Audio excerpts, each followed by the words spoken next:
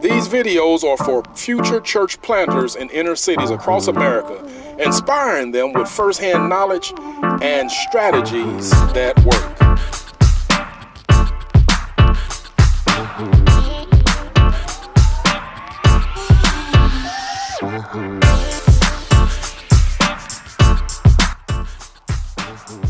These are 7 things I want to talk to you about as church planters planting in the inner cities that you should not expect. 7 things a church planter in inner city should not expect. You should not expect, number 1, people to drive to church. Well, when you're in the inner city, a lot of inner city families do not have transportation. You're going to be the one that's going to have to figure out how to carpool, either Uber them there, how to get a bus, how to get a van, and get people to where you are having church at. Because don't expect people that are not used to going to church to either walk to church, ride their bike to church, or even drive to church. Number 2, don't expect regular attenders. Don't expect regular attenders. When you wrap your mind around that this is going to be up and down, in and out, okay, that's great.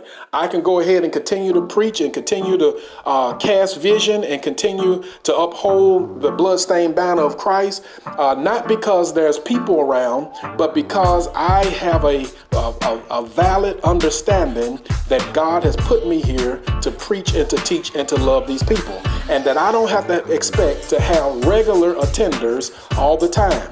You'll have people that'll come one day and then they'll come 3 months later, and you love them when they come the first time and you love them when they come the second time. Number 3, stop expecting that somebody else is going to do the job. Whatever job needs to be done, whatever needs to be bought, whatever bills need to be paid, stop expecting somebody else to take care of you and to do the job. You gotta man up, you gotta soldier up, and you gotta go ahead and get the job done. Somebody else is not coming, somebody else is not going to write the check. You're going to have to depend on God and your own hustle to get it done. Number 4, stop expecting the church plant to boom right away. Rome was not built overnight. The kingdom was not built overnight, and your church plant is not going to explode overnight. One thing overnight, you got to get your mind right overnight that this can be a success. And so don't think that your church plant has to blow up into this big mega church overnight. Number 5, don't expect the support that you're getting right today to last forever. You got to have an exit plan.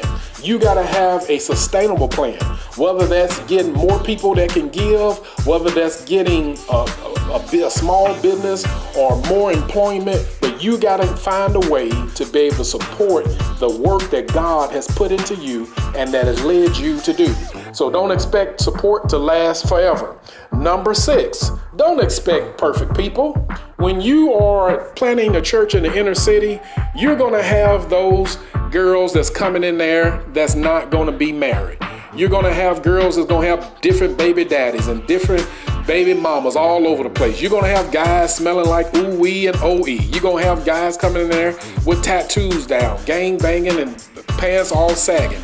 As well as you're going to have just some regular guys. But don't expect perfect people. When God wanted a perfect person, he sent Jesus the Christ. You as a church planter is not perfect. None of your staff is going to be perfect. And the people that you're ministering to will never be perfect people without Jesus the Christ. Number 7, work out your time for worship. You should never expect that the time for worship is going to be automatically just works itself out. You got to work that time out. So if you're dealing with people that are unchurched, de-churched, that not used to going to church, they're not going to want to sit through a 3 to 4 hour church service. So you got to have an hour church service, no more than about an hour and a half, that you can go ahead and do everything you need to do with these people and then go ahead and call it a day.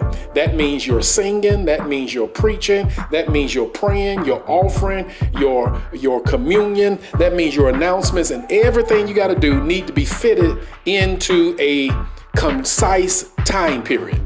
Well, that's it for now. Join us next time as you can receive insightful tips on how to survive the trap.